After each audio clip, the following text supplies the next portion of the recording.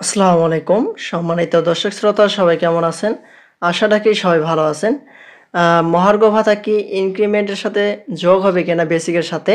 এই বিষয়ে অনেকে জানতে চান।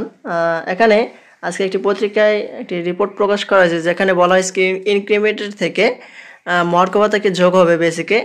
এখানে এ প্রসঙ্গে বিস্তারিত কি বলেছে আপনাদের মাঝে জানিয়ে দেওয়ার চেষ্টা করব। আশা করি ভিডিওটি মনোযোগ সহকারে শেষ পর্যন্ত দেখার চেষ্টা করবেন।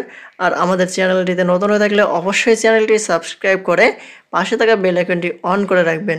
এখন দেখি বিস্তারিত কি বলেছে।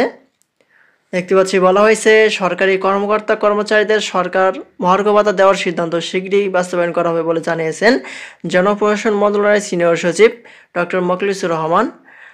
মহার্ঘ ভাতা কারা পাবেন, কীভাবে দেওয়া হবে সে ব্যাপারেও জানান তিনি।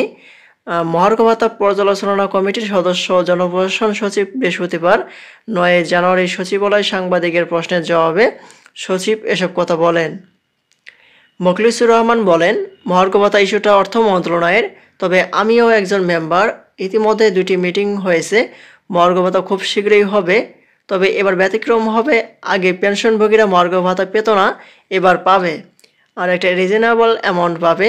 পরের বছর ইনক্রিমেন্টের সময় এই মহার্ঘ ভাতাটাও তার বেসিকের সঙ্গে যোগ হবে।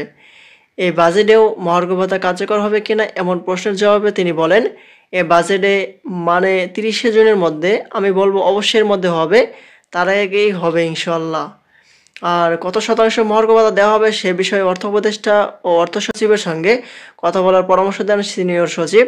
তিনি বলেন, এ বিষয়ে অর্থ উপদেষ্টা বা অর্থ সচিবকে জিজ্ঞেস করেন, তারা বলতে পারবে। আর কোন মাস থেকে ধরা হবে সে বিষয়ে সচিব বলেন, অনুমান করা বলা ঠিক হবে না। আর এ বিষয়ে অর্থ উপদেষ্টা অর্থ সচিব পরিষ্কার করে বলতে পারবেন। এছাড়া 43তম বিসিএস থেকে বাদ পড়া 227 জন 227 জনের মধ্যে বেশিরভাগ পুনরায় চাকরিতে যোগ দিতে পারবেন বলে জানিয়েছেন জনপ্রশাসন মন্ত্রণালয়ের এই সিনিয়র সচিব। এল হচ্ছে মহার্ঘ ভাতার সাথে ইনক্রিমেন্ট দেওয়া হবে কিনা এটি সর্বশেষ আপডেট। পরবর্তীতে নতুন কোনো আপডেট নোটিশ আসা মাত্রই আমাদের চ্যানেলটিতে সবার আগে পেতে অবশ্যই চ্যানেলটি সাবস্ক্রাইব করে রাখবেন। ধন্যবাদ সবাইকে। আসসালামু আলাইকুম।